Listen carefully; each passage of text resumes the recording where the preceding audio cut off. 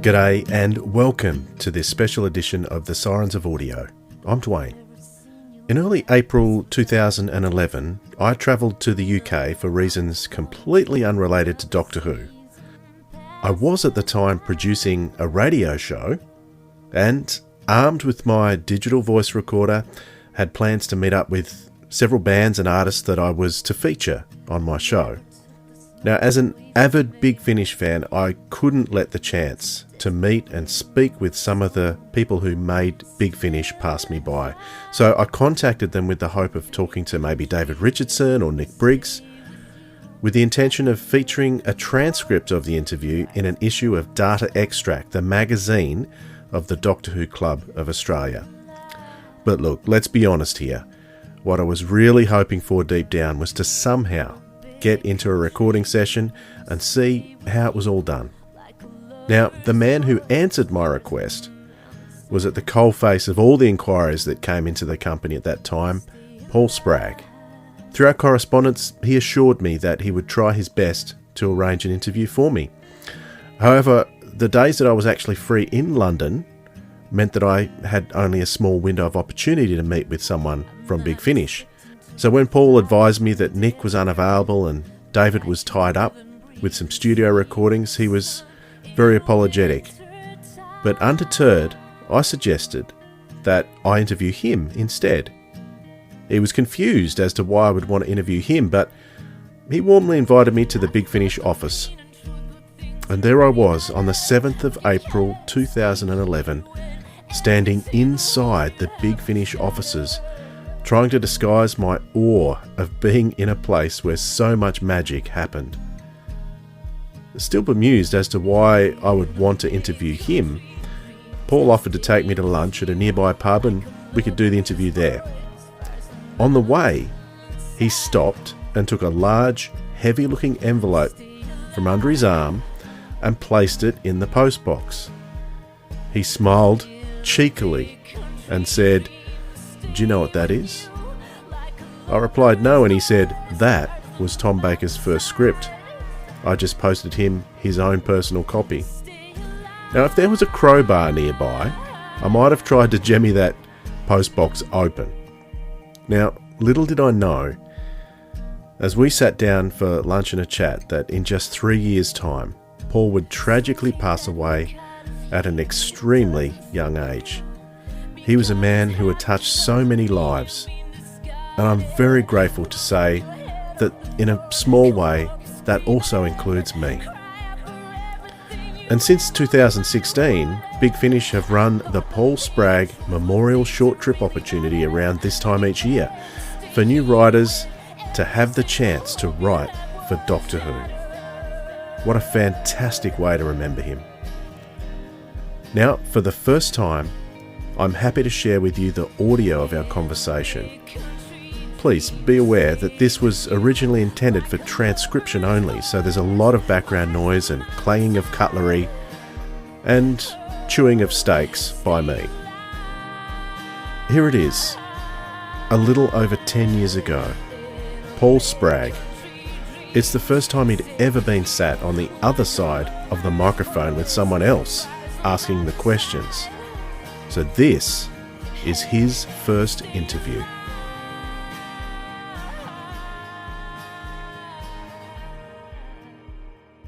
So tell us about, how'd you get this gig anyway, working with Big Finish? What's the story behind that? It's partly covered actually in a recent Vortex, where I asked myself some pretty searching questions on the basis of Highlander. Asked yourself so? Yes. Well, this is one tiny little secret. Occasionally for Vortex, because it's done as a Q&A thing. If it's someone who's the producer of it, then there's not really much point in me getting someone else to ask me questions, because I know what I need to answer anyway. So I just ask myself the questions and then do it in the Q&A format, where it's simpler, it's quicker, it's easier. So how long have you been working for Big Finish? I've been working for Big Finish for getting on for a couple of years. I'm just trying to think. So did you come in with Nick? No, I'm very, very recent. Basically what happened was I worked for a magazine company called Visual Imagination. and the senior editor at Vision Imagination was David Richardson.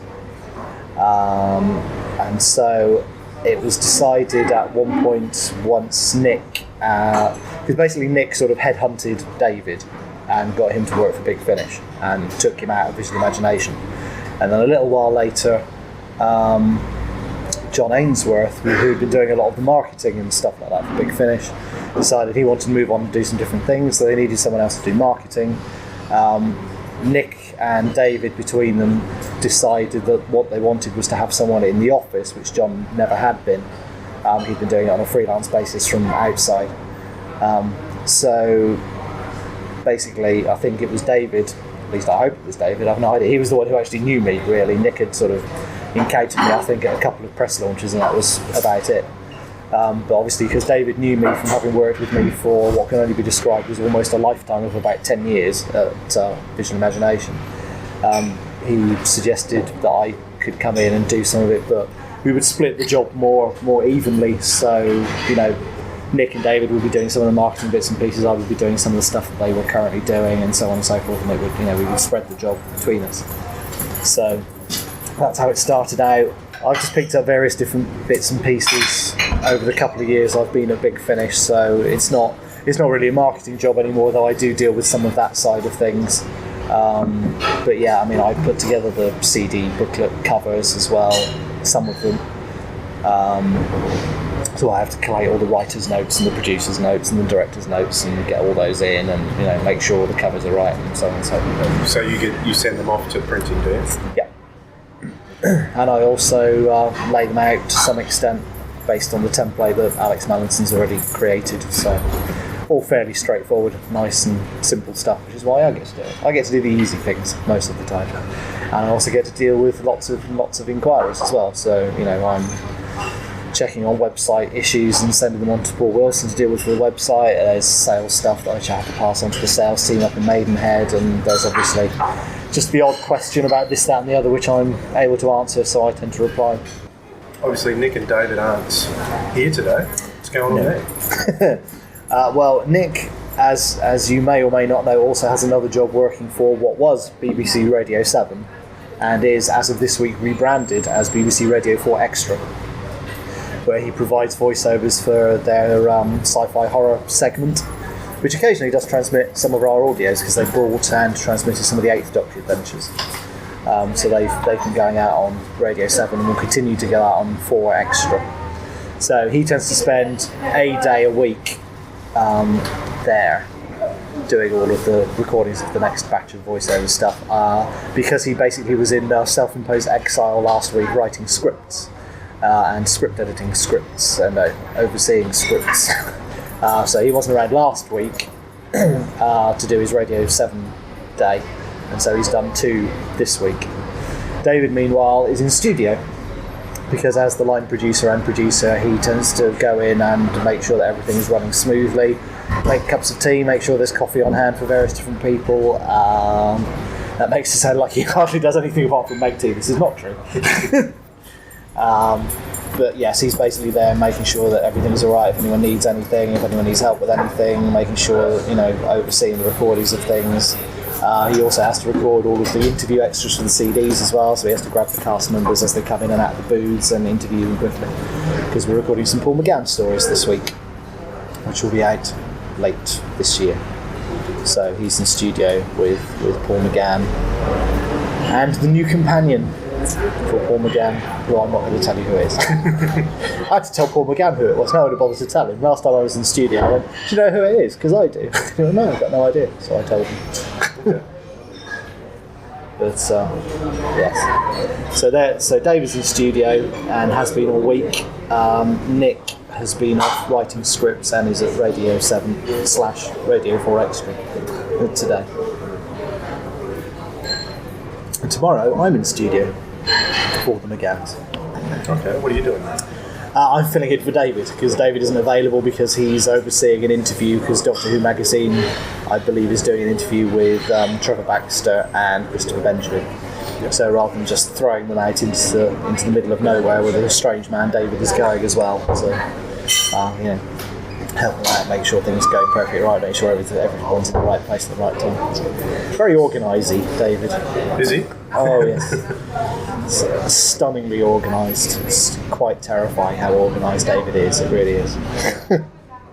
I'm not as organised as David. I wish I was as organised as David.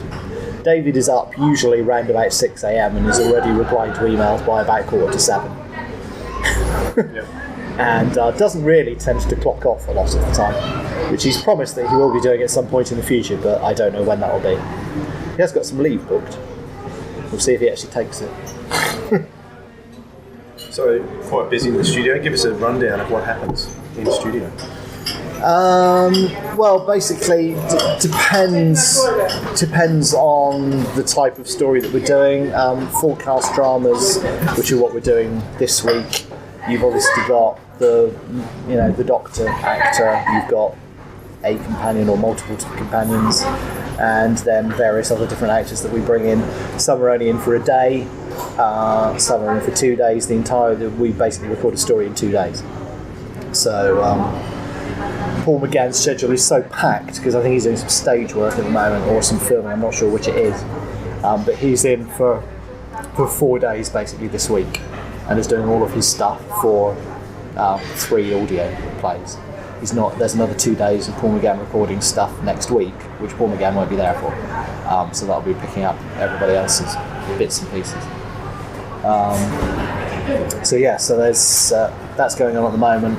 Basically, at the recording studio, there are 6 separate booths, so everyone can be recorded in isolation. So it allows us, firstly, it means that we don't have to do all of the effects live, as you would get, for instance, if you're recording a radio show, you would often have them played in or done live. We don't do that. We have sound designers who put all of the effects on after the fact. So, not all of the effects. Sometimes things like the Dalek voices, for instance, tend to be done live in the studio because Nick will go in with his ring modulator and will do the Dalek voices live and we'll record that. Likewise, when he does Cyberman voices as well, they'll be done live. Occasionally we'll tweak things if people need to sound alien-y or something like that, and they'll be done live in the studio. It doesn't always happen, but it does sometimes. So there's six isolated booths. I think each of the doctors actually uses a different booth, weirdly. They don't have to, they could all use the same one, but I think each doctor does have their own booth that they usually use. Yeah. There's even some scrawlings as well in the studio from various different actors who've signed it or written notes as well.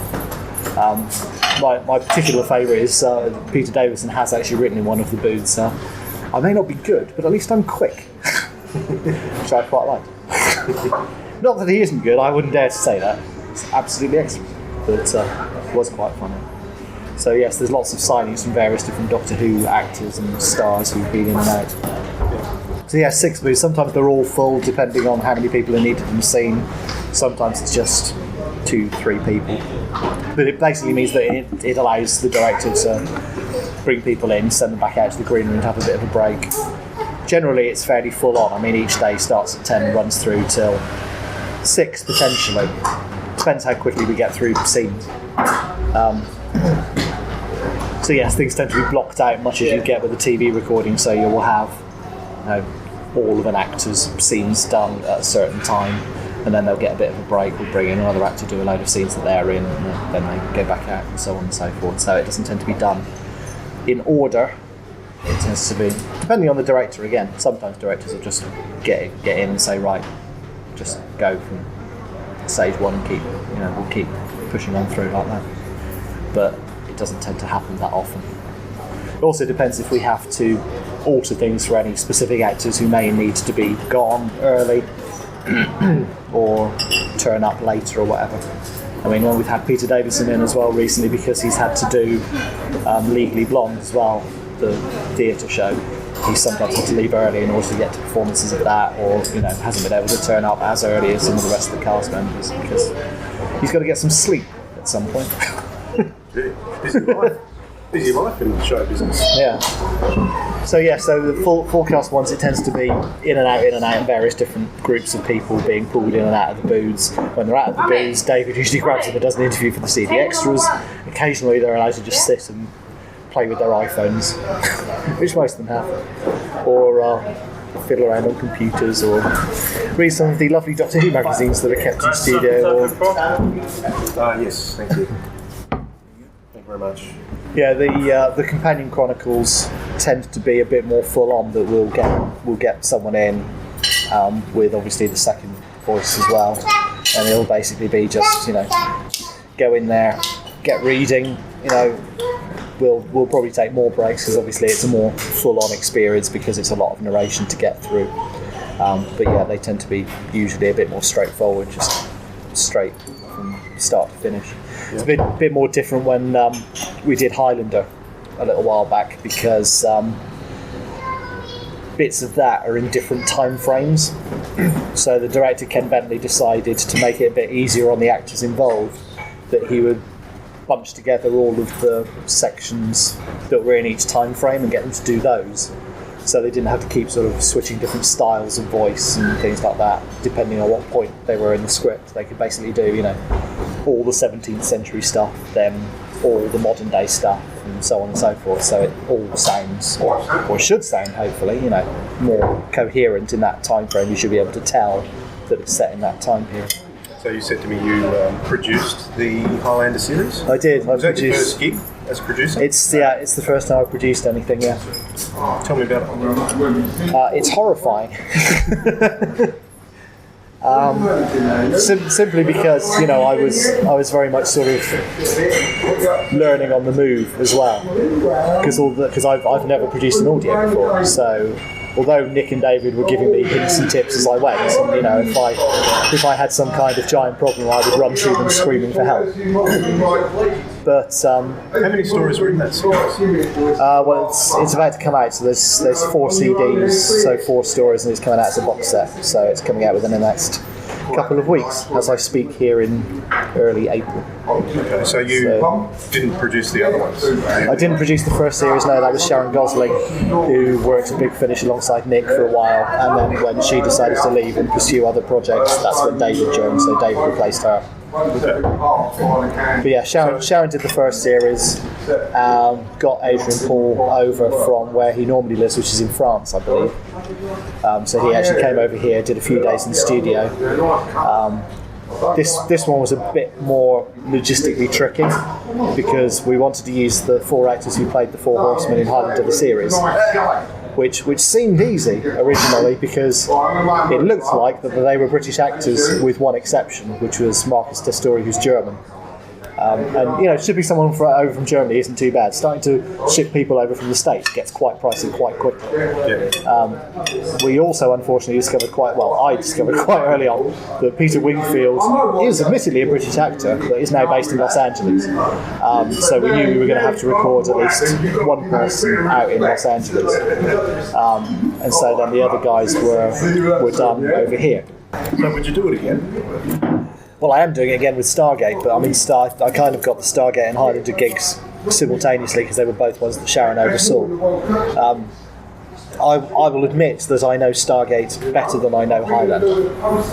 I mean, I have admittedly seen all the Highlander films and seen a large chunk of the TV series, but it was very rarely, if ever, the TV series at least, shown over here on an easy to access channel. I mean, it was shown over here very, very late at night on ITV, and intermittently at best. So I saw as many episodes as I could of it, and I think I got to about halfway through series 4.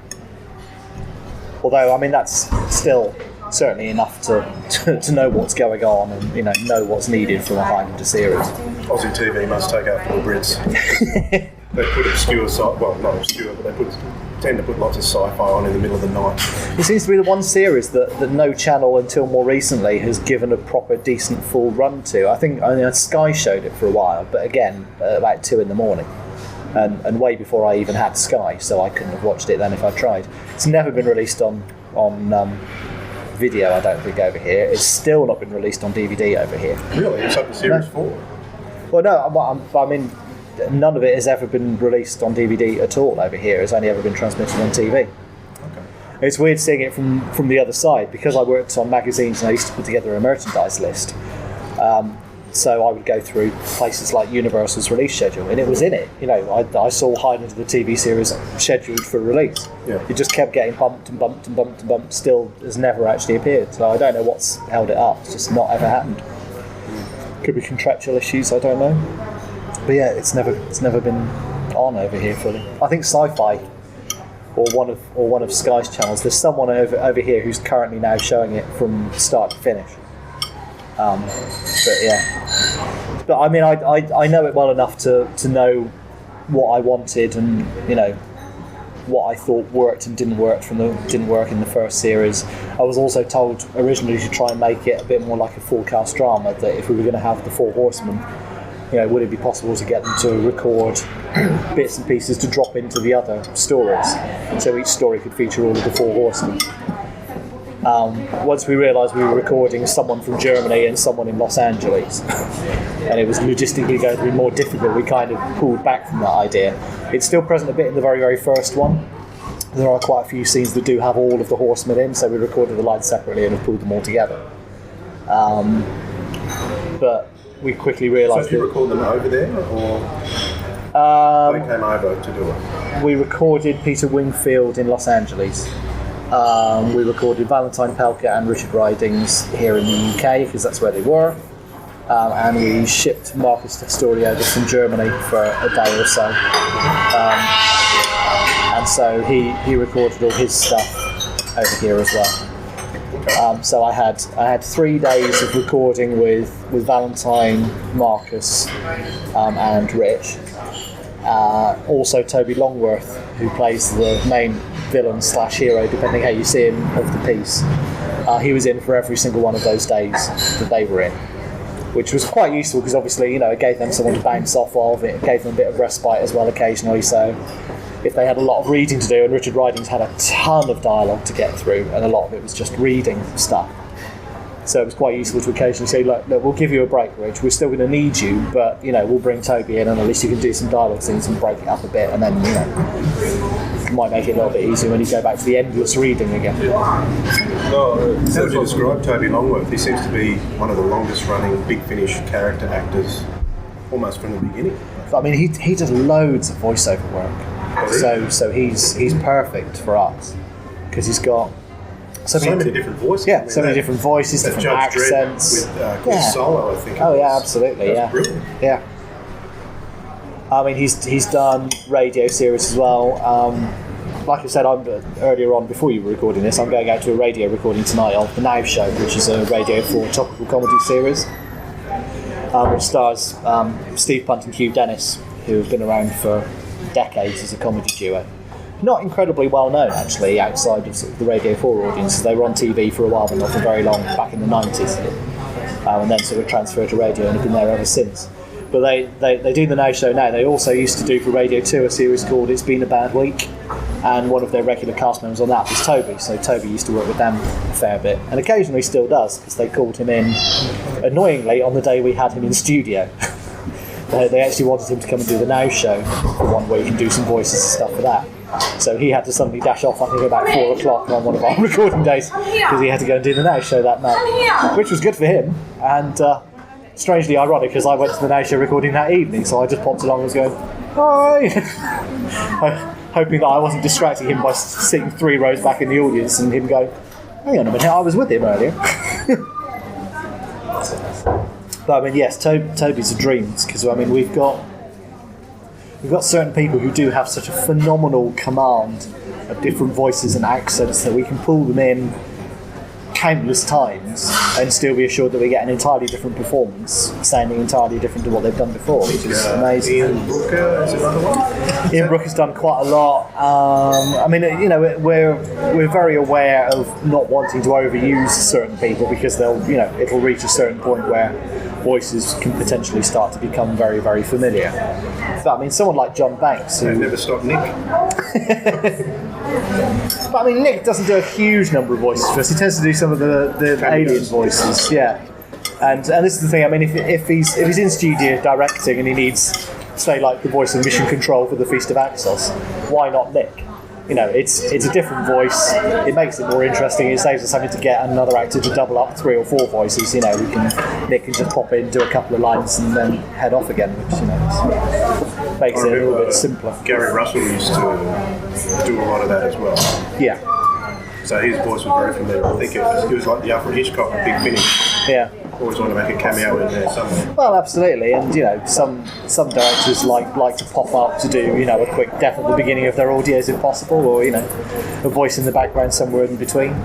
Some of them like to keep as well away from it as humanly possible, like Ken Bentley. He doesn't like to go anywhere near the recording booth. So, the 3 of you in the office there, are you all fans of Doctor Who?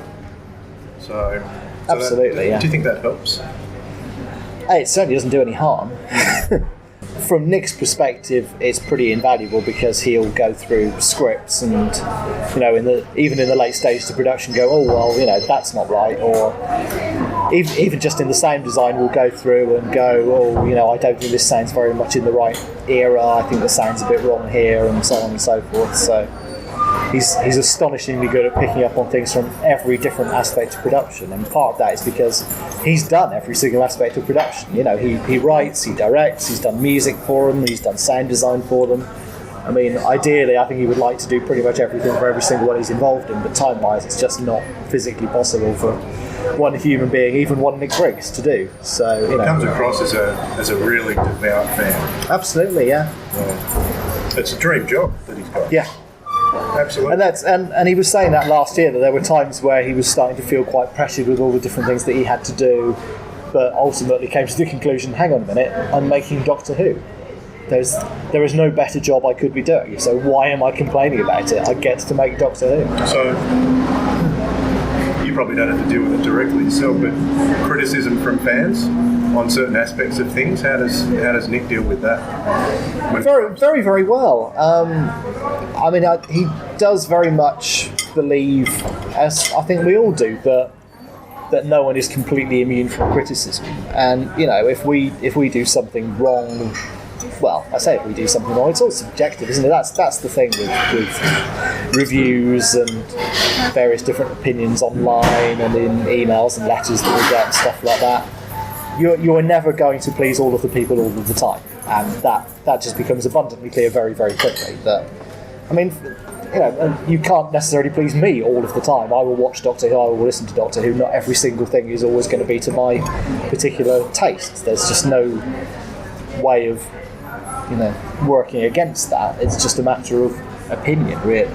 Yeah, Nick deals with it very well because he does believe, as we were discovering with the forums recently, when we took the forums out for a while and then put them back, simply because we need that kind of. I didn't even realise. Yeah, they were gone for a little while because we had a bit of an issue with some people having a go at some other people on the forums. It all got a bit nasty, people got offended, so we thought the quickest and simplest thing to do was to just pull the forums for a bit,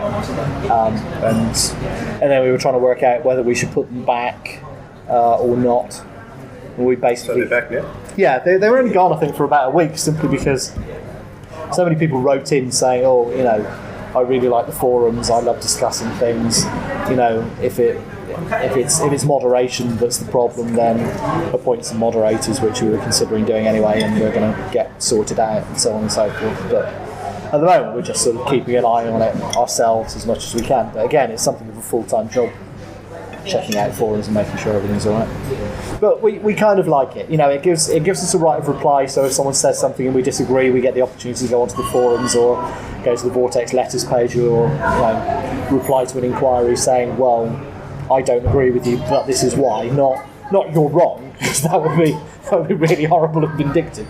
And technically, no one is wrong. It's their opinion. They have a right to think what they think. But it does enable us to sort of explain our decisions for doing things in a certain way, and quite often, particularly on the forums, people have said that they find it quite useful, and it's given them a greater understanding of what we've been trying to do. Simply because we've been able to go onto the forums and go, oh well, this happened because of this, or this is the decision we made to do this for this reason. And I think it helps and quite often wins people over. So it's quite useful. So we do weirdly kind of like criticism. Not if it's just I hate everything you do, is what would be the point. That's not But- criticism. No, Just hate no. but generally speaking, yeah, it's invaluable because it enables us to to make adjustments as we go along, find out what does and doesn't work. If there are companions that are liked or not liked, then we can adjust accordingly. But at the end of the day, of course, we will still do our own thing because we'll still go, oh yes, but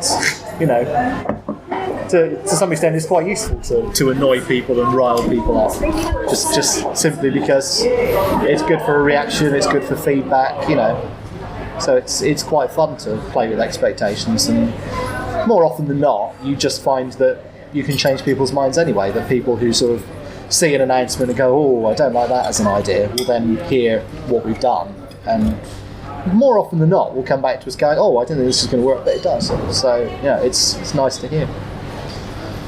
You mentioned Vortex. Why? Actually, you probably only started when Vortex started, but why did they decide to go to magazine style as opposed to CD? Wouldn't that be cheaper? I'm not entirely sure why the decision was made. I think part of it was that, like I say, because David and I had spent so many years on working on magazines, and Nick to some extent, because Nick used to work for Visual Imagination as well, right when it first started. So before David even joined, Nick was part of the same company. So we've all actually come from the same company, weirdly. But I think because you had three people who were quite experienced in the production of magazines, it was something that Jason wanted to have a go at and see if we could make it work. Because we had the experience, we knew what we were doing, we had a nice little pool of writers who we knew were capable of writing prose because they were writing it for us anyway, albeit fictional prose most of the time rather than factual prose. But we knew we had people to lean on. So you divvy out the articles too. Well, if it's an interview, then it's quite easy, particularly if you're interviewing the writers. Then it makes sense to just, rather than me or David or someone spending our time phoning people up, doing an interview, then having to transcribe it all, it's easier for one of us to come up with some questions, send some questions over, they reply to the questions, we run them in Vortex. Okay. Because they can write, frankly, better than we can half the time, so we might as well just let them do it. Yeah. With all the actors, I tend to do the interviews myself in studio, which is why I go into studio for at least one day of each trilogy set of recordings, because I'll go in, do some interviews for Vortex with the main cast, and then clear off again. Yeah, so it was partly that we wanted something to hand out at conventions, and it's a lot easier to hand out something like a magazine rather than a CD because the magazine is a lot more immediate. So you can flick through it, people can get an idea of what else we do, maybe come back to our table a little bit later on and buy some other stuff they didn't realise that we had because they've read about it in Vortex, so that was quite a useful thing. Good promotional tool that we can send out to everybody. It's fairly cheap to produce because it's quite a small format, it's not a huge page count, plus because people are sort of writing things for love and because they want to help us publicise their title, we're not paying a stack of writers either, so it becomes quite cheap to put together. So it's all. Obviously, we've got ready access to all the actors because they're all in studio. So if we need to interview them, we can just interview them. We don't have to constantly be chasing after agents and trying to set stuff up that way, which a lot of people. Yeah, that's some of the reasons for Vortex. Potentially we can also take advertising for it as well, which is an extra revenue stream that we don't really have as an option with CDs. And I suppose anyone who wants audio, you've got the podcast now anyway. So. Yeah, and the podcast as well is invaluable because it's something that we pretty much had to do. We're an audio company. It seems stupid to not exploit an audio medium. Yeah. They've evolved over the years, starting out as just sort of little trailers and things like that, and moved into what we do now, which tends to be occasional interviews with actors if there's free time in studio, to just the usual nonsense of me, David and Nick larking around in the office and occasionally dragging other people into our terrifying world and larking around with them as well. I think it works better. Crisps. Yes. Until you get tons and tons of complaints and then you stop. That's what happens. God, you wouldn't believe. It was funny. Oh, you wouldn't believe the number of people who really, really hated the crisp eating. Just vast swathes of emails came in. We've had more emails than that than we've had emails about any of the audios. Wow. Especially when we asked it. Well, it's mainly our own fault because we asked for people's opinions. Should we eat crisps or not? And suddenly we just had every single person who's ever listened to a podcast had an opinion, one way or the other. For a new Doctor Who monster. Crisp monster. Yeah, was it you sent that in? Because someone definitely sent that in as an email. You've been preempted if you didn't send that in earlier, because we definitely had a couple of emails suggesting we had a crisp monster. Oh, right. The thing is, it's strange, the podcast, because I do think that it does need the three of us.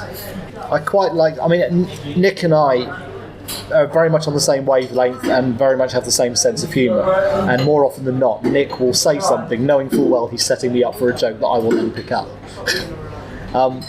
David tends to just sort of sit there, and then every now and again will just throw in something that's very funny, usually very rude and quite insulting.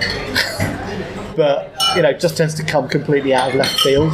But I think that it needs that balance between the three of us. Because I quite liked that me and Nick were just going to be doing some podcasts together, and we brought in Rob Shearman as well. But I was listening to them back and I was thinking, it's just not quite the same. It needs David. It needs that pithy, insulting, sort of, dryness. Yeah, that sort of knocking us down sense of humour as well, and pulling us up when we make mistakes and that kind of thing. And it needs all because, and I think, without blowing my own trumpet, again, when Nick and David have just done them on their own and I've not been about, it still didn't sound quite right because it was lacking me talking rubbish in the background. Someone they can pick on. Well, yes, which I'm happy to provide. I don't mind. I'm younger than they are. They'll be dead first. I'll still win. But Tell me about Tom Baker. How did that happen after all these years? Well, I mean, at the end of the day, I'm the wrong person to ask because I didn't deal with most of the, chasing up of it. But we, or more accurately Nick, I suspect, heard rumblings that Tom Baker was more interested in doing Big Finish stuff than he had been before. Where did you hear that kind of thing from? Well, it's the kind of thing that sort of filters out through conventions or from emails in from people. And people who've read posts by Tom Baker online. I think the main thing is that it came out of Audio Go getting him back to do Hornet's Nest and doing Demon Quest, and because they got him to do those, I think it made him appreciate his position in Doctor Who mythology, as it were, and get more attuned to the idea of doing audio adventures. And I think when he started doing them, I think we might have approached him then, but I think it was still a bit early and he wasn't quite sure if he wanted to do it or not. And I think various people approached him. I'm pretty sure that Nick approached him and Jason approached him as well. I mean, for heaven's sake, don't take all of this as literally the gospel truth, because I wasn't really part of any of the negotiations, but various different sort of pokings and proddings over quite a long period of time got us to realise that yes, he was quite interested in the prospect of doing it. We explained a bit more about who we were, what we did, what we've been doing for the last 11 years, etc., because we had no right to expect that he would have listened to any of the stuff that we'd done, because he's very busy. Why would he do it anyway? Why would he necessarily have even heard of us, etc., So once we explained what we did, how we'd like to approach stuff with his Doctor, that we wanted to do full cast stuff, we wanted to get back the original actors that he worked with as well, like Louise Jensen, like Mary Tam, etc. Well, I mean, we're obviously more than up for any of Tom Baker's companions to come back and reprise their roles. If we're happy to write for all of them. Lana obviously has done stuff for us already. Whether she would do stuff with Tom Baker, who knows? Maybe not. It's not to say we won't be trying. It's not to say we haven't already tried.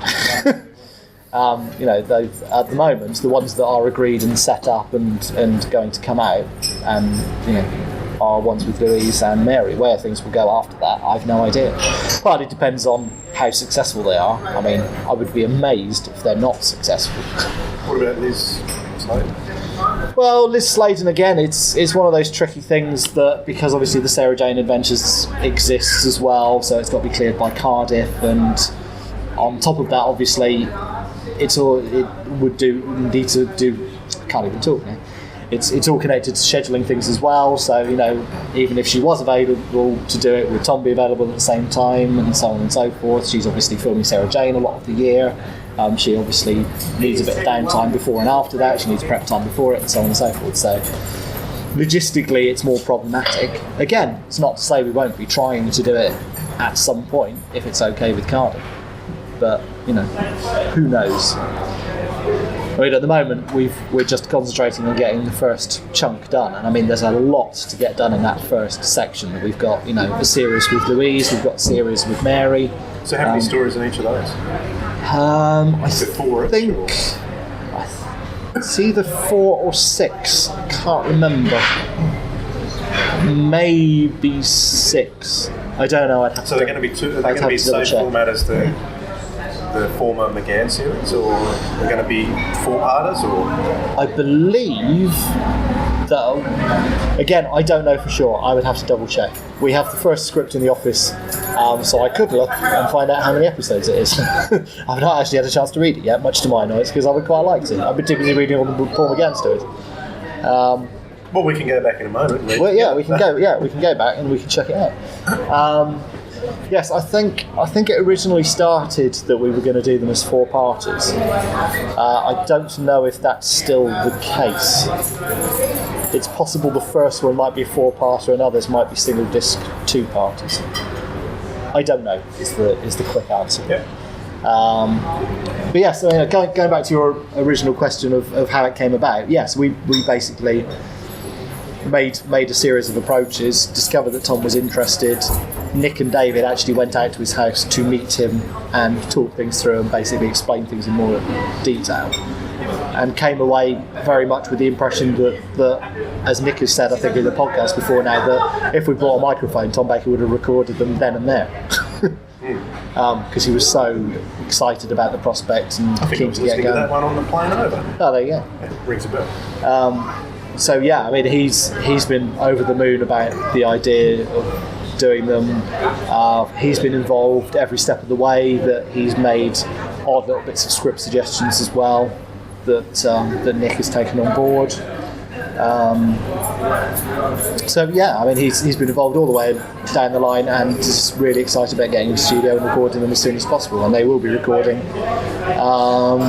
in a couple of weeks' time, I think. It's the first studio day. Yeah. Wow. It's the first studio day for the Tom Baker stuff. Coming in for the wedding, is he? That's a nice idea. We're actually recording at different studios because we're recording closer to where he's based for his. So is he living back in England now, is he? Yeah. Oh. He was in France for a while, wasn't he? Yeah, I think he was, yeah. But he's back over here, at least for the time being, so yeah. But yeah, so we're recording quite close to home for him, which is quite useful. Very good. How much time have you got? You got time for me to have another Guinness? Yeah, if you like, yeah. You've got to have 2, it's not right. Get used to all the coins you throw around here in the UK. Yes, you still use the 1 and 2 pence? Absolutely, yeah. We abolished those in Australia 15, 20 years ago. 5's your smallest now. They do mainly get in the way, it has to be said. Yeah. Yes, I apologise for jumping back and forth all over the place. I hope I'm making some semblance of sense. Yeah, of course. That's all right. I'll work it out. Speaking of producing, you're lucky actually, because this is the first time I've ever been on the other side of the microphone. It's the first time anyone's ever interviewed me. Oh, there you go. usually I'm the one asking the questions. I've got a place in history. And you seem to think that you've got nothing in the emails. It's like, do you really want to interview me? You'd work for Big Finish, man. I know, but I'm the bottom of the ladder. Well, I live in the bottom of the world, so we've got something in common. In terms of producing, I hear Gary Russell's coming back. Not coming back, has come back. He has? Well, I mean, Doing Benny now? he's produced Gallifrey, Series 4, Oh, I didn't realise he was doing that. which is out now. So, I mean, that was gone for a long time. It was about 5-6 years in between series of Gallifrey. But he really wanted to do it again, but because he ended up in Cardiff working on Sarah Jane and Doctor Who, it basically it took up all of his time and pulled him away from any prospect of doing any kind of audio dramas for quite some time. But once he had the time to devote to it, and teamed up with Scott Hancock as well to help him to script edit and oversee it all. Who's Scott? Scott, I don't know all of Scott's background, but he works for the BBC as well down in Cardiff. I don't know how long he's been there, how long he's worked there. You'd have to look up his information online somewhere. But I mean, he's been writing and script editing and stuff like that. But yeah, the two of them basically oversaw the 4th series of Gallifrey, which is out now. Gary and Scott as well. I think Scott's been on board assisting with Benny as well. But yeah, we've already done 4 days of recording of Benny over a couple of weekends a little while ago. So I think we've just released this very day, 7th of April. All the box sets have just gone online for pre-ordering. So there are 3 Benny box sets, which are basically a complete relaunch for Benny, because Series 11, which was overseen by John Ainsworth, we were all starting to get the impression that after 11 years it was pretty much impenetrable for any casual listener to just pick it up and join in. And we wanted to find a way of pulling in some new listeners as well as keeping the people who stuck with it happy. So the whole point of Series 11 was the first 2 were there to tie up all or as many of the loose ends from the last sort of 10 series as possible. And then the other 2 were to kickstart a whole new era of Benny. Now, I was going to say Series 12. It's not Series 12. It's 3 brand new box sets. It's been rebranded. We're not doing illustrated covers anymore. They're photo covers. It looks different. They're being renumbered from 1 as well. So it's box set 1, box set 2, box set 3. So basically, yeah. So basically, a whole new jumping on point is the idea, to make it, completely transparent, completely original, completely new. Still with Lisa, still with Benny, still. Rex back? I don't think so. No, I think back in Gallifrey. Yeah, he was back in Gallifrey, but I think we've probably now seen the last of him. I think his timeline has been pretty much full circled now. So yes, I think that's a shame, because I really love that character. Well, it's not to say that some characters from the first 11 years won't be back at some point, but the idea is to try and make as much as possible of a clean break and a fresh start. But yeah, Gary Russell has been producing those. First box set is going to be out in September, not June, like Doctor Who magazine has printed. Bad Doctor Who magazine. So the first box set is out in September. There's a second box set coming out in February next year. There'll be another box set the following September.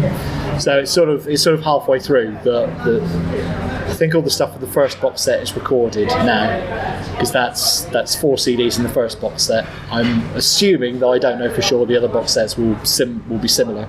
They will have 4 discs, 4 stories. And the obvious change now towards box set releases was the Jago and Lightfoot. Was that a good indicator of where things were headed? It's something that Jason was particularly interested in exploring. Because a lot of things are coming out as box sets now anyway. I mean, TV releases particularly don't tend to come out episodically anymore. They tend to be more box set based. It's also a very, very useful way of going at things full pelt, getting a lot of publicity for a specific launch date for one specific product, rather than constantly having to plug things month after month while there are sort of 6 months worth of releases, for instance. So something like Highlander Series 2 works better as a box set anyway. It wasn't originally intended to be. It was originally going to be 4 separate monthly releases. But because they're all interlinked anyway, and there's an ongoing story arc, they work singly anyway, but because there is an overall arc to it, they work better as a box set. Things like Graceless, for instance, it would have been difficult to market something like that as 3 separate monthly releases. It's better to put out something like that as a 3-disc box set as just something to buy and people to try and to see how it goes down and test it that way. I think so yes, that's an element of it. It works is another element of it, that yes, we sort of tested it out a bit with Jago and Lightfoot. Iris Wildtime, I think, was the first one that we did properly as a box set. And that did pretty well as a box set. Again, it's also useful at conventions as well, because it's something we can just go, right, okay, have a box of Iris, it's this amount. And it's something that people can just pick up, take home with them. They've got an entire series of something to listen to. They're not constantly stuck with going to a convention. The first 3 releases are out, they've got to wait for the other 3 to come out, something like that. It's all just there and ready for you. Yeah. And the same with Jago and Lightfoot, it enables you to do sort of like a little mini season arc as well, that's sort of self-contained within that box. It can end on a cliffhanger as well, potentially, and then bring people back for another box set of stuff. But as a way of doing things, it does work very well. But you did have to get that companion chronicle to slot it into that first series, didn't you? Is that right? Is that from memory? I'm thinking you had to get the Mahogany Murders. Murderers. Everyone gets that wrong. Oh, you picked me up on that. The number of people who send in questions and inquiries and I always refer to it as the Mahogany Murders. And I was thinking, no, it's Murderers! I don't think anyone really cares except me. I care. I'll never say it. Trust me. I don't know. I mean, I think that it helps if you've heard the Mahogany Murderers going into it, because there is some follow-up. Because not everything is wrapped up at the end of the Mahogany Murderers, and so some of it is then wrapped up later on further down the line and is, in some instances, still playing out in Jago and Lightfoot. One of the best companion chronicles I've heard. It's also one of the biggest selling. It's great. So making a spin-off of that was just a no-brainer.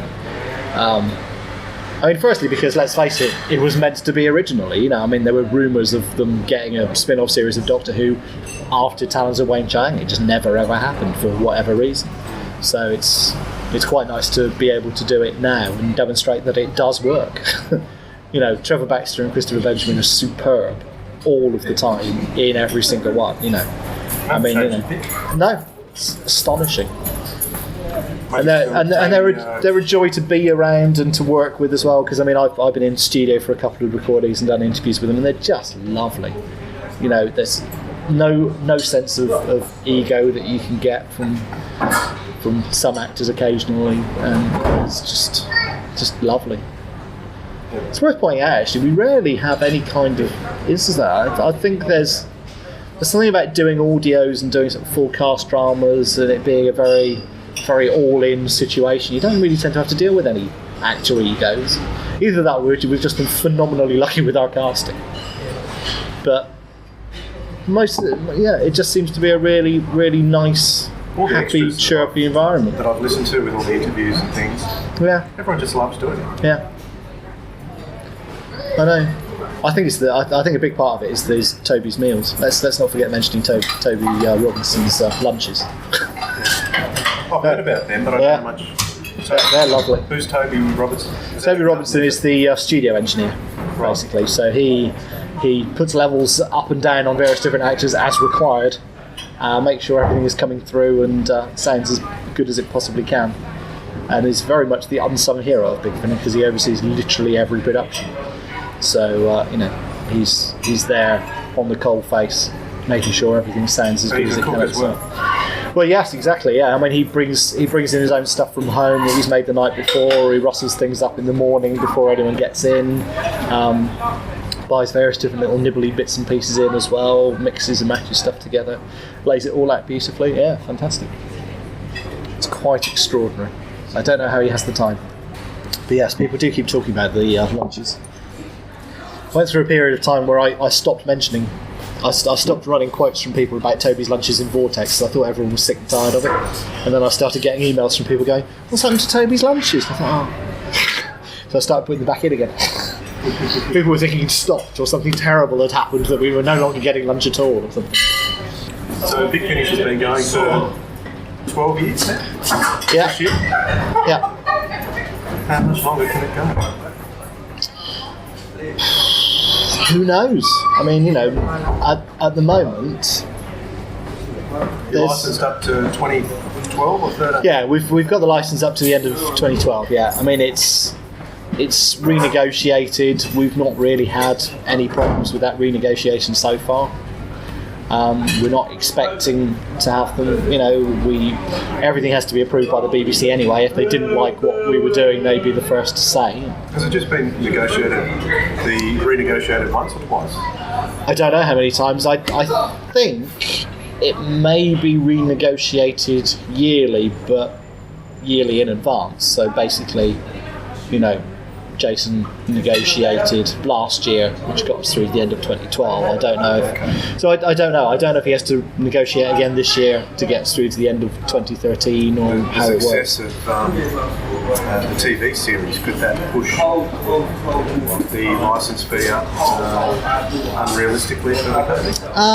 Well, I mean, they know what we make, what our sales figures are, and so on and so forth. So they're not likely to try to price us out of the market because we're paying them a fee anyway to make Doctor Who, so it's in their interests to keep us doing it because essentially they license us, we go off and do things and take it out of their hands basically. So we're, aside from the BBC having to approve things, they're not actually having to physically make it, so so they're just getting the money for our licensing. Has lost a series before, so that's always a concern, isn't it? Oh, absolutely. Tomorrow People simply was the fact that the people who were licensing to us, I think there were rumours and plans and hints that it was either going to be a film or it was going to be back as a new TV series, which ultimately so far has failed to appear. I have no idea if there are negotiations still for that between, I think it's Fremantle who owned Tomorrow People. But whoever it was, I don't know if they still have plans to do that or whether it's just dead in the water and they've given up or what. We do occasionally revisit it because David, Nick and I have meetings with Jason to get updates and suggest things, and Jason will tell us what he'd like to do and we tell him why we don't want to do that, and then he tells us we're going to do it anyway. And it's not necessarily how it works all the time. Tomorrow People is a great series. Yeah. It's just a shame that none of it's available anymore. No. But there is every possibility that at some point we will reapply for the license and they'll let us do it again. So if you get that, does that mean you can re-release the old stuff? It would just be to do with the contract. I suspect it would be stupid to not have that added in as an option. So I think if we were to start making it again, we would try and make the previous series available again, yes. I would hope so. It would be foolish to try, to knock out that bit of the market that we can pick up on. But yeah, contracts-wise, I don't think we've had any really major issues with renegotiation, certainly not with the B. They seem perfectly happy with what we're doing and happy for us to carry on. We're certainly more than happy to keep going with what we're doing. We've got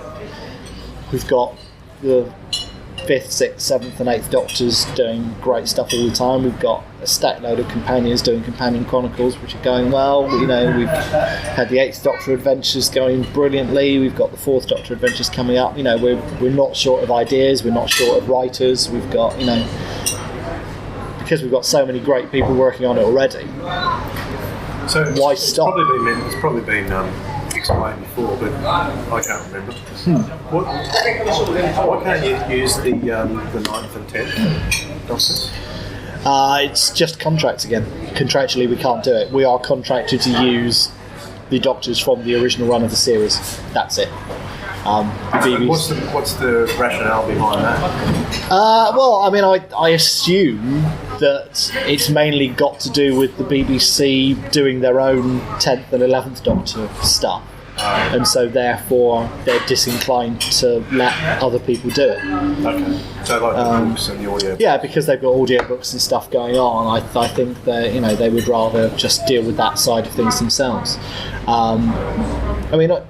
We're on good terms with a lot of the people involved in the series, so there's always a possibility and a hope that one day we could actually do it with the later Doctors.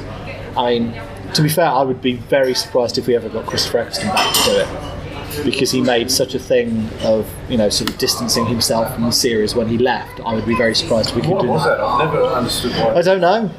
You don't know either? No. You're closer to the Doctor than I am. Well, his reasons are inevitably always going to be his own. I think, I don't know exactly what it was, if it was It may have been that it was more all-consuming than he thought as a role. It was, I don't know. My theory was that it was always Russell T Davies' plan to have Eccleston just for the one series. It may well have been. I don't know. I mean, it certainly needed an actor of that calibre and of that draw to bring Doctor Who back. I don't think it would have worked to just cast an unknown straight out of the gate. I don't think it would have worked. It's funny. I mean, he's got this great acting pedigree, but Tennant was more popular. Even though I prefer Eccleston myself. But that's only because I'm getting old and I can't cope with younger doctors than me. Yes. Well, I didn't have to worry about that until the latest one.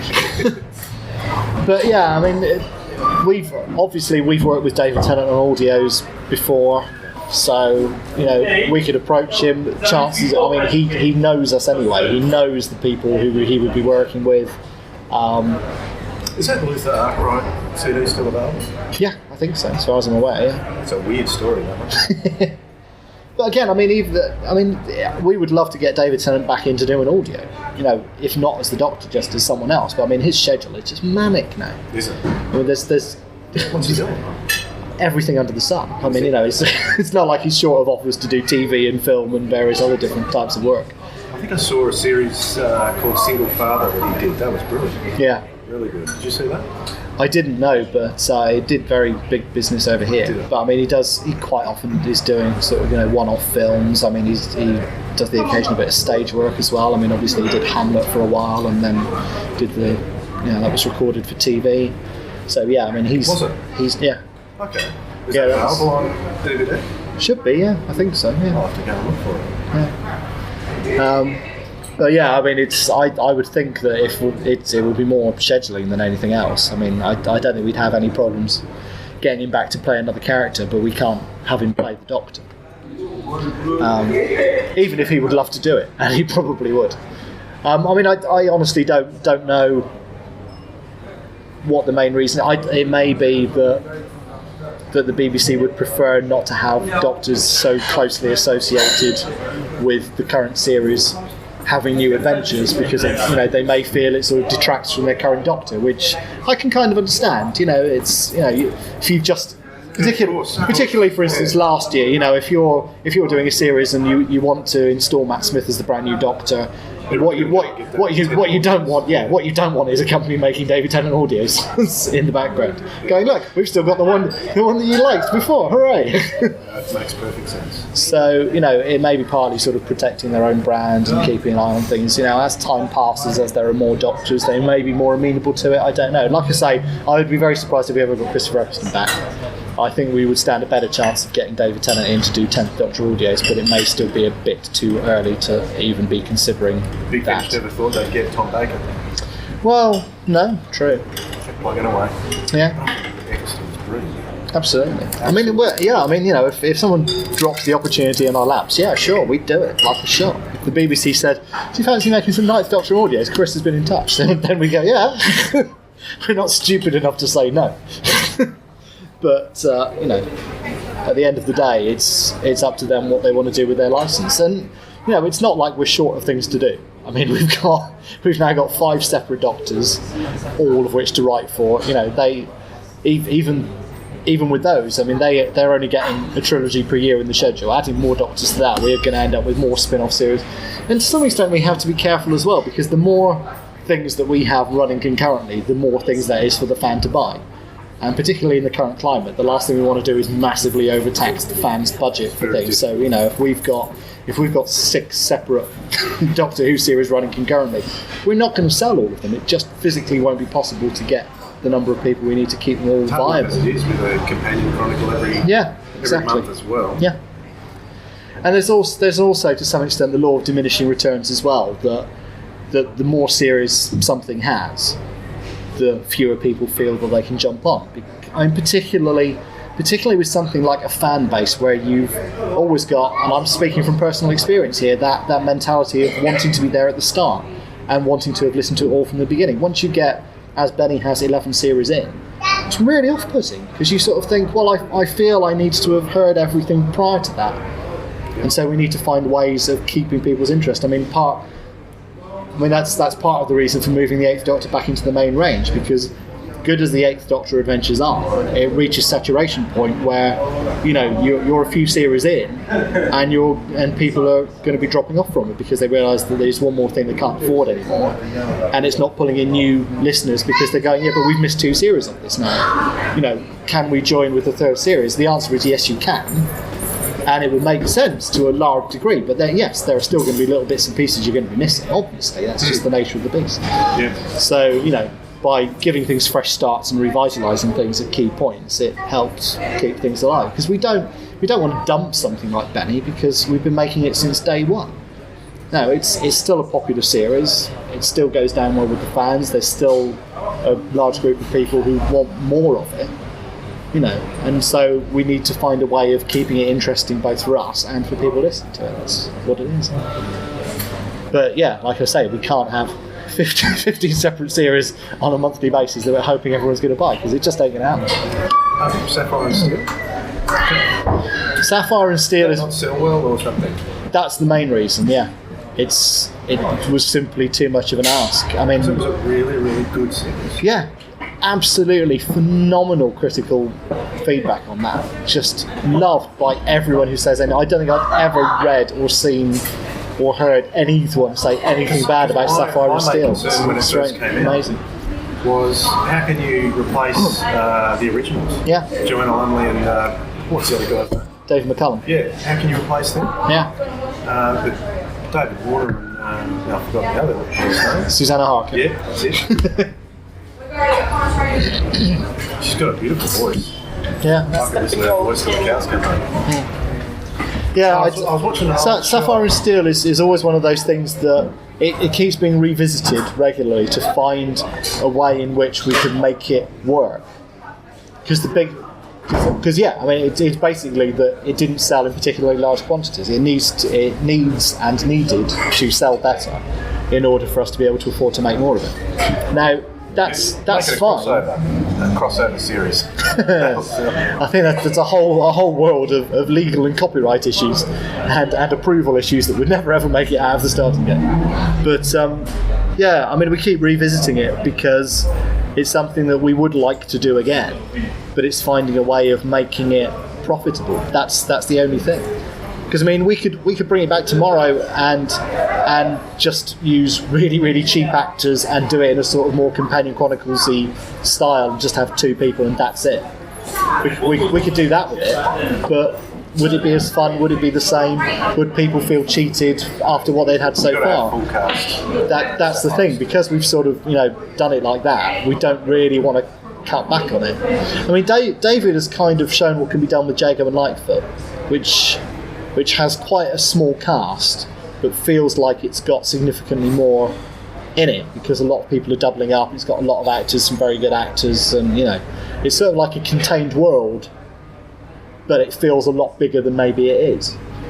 And its sales are very good, but also it doesn't cost a massive amount to make. So between those two things, it works really nicely, which is why we're commissioning more of it, because it's got the right balance.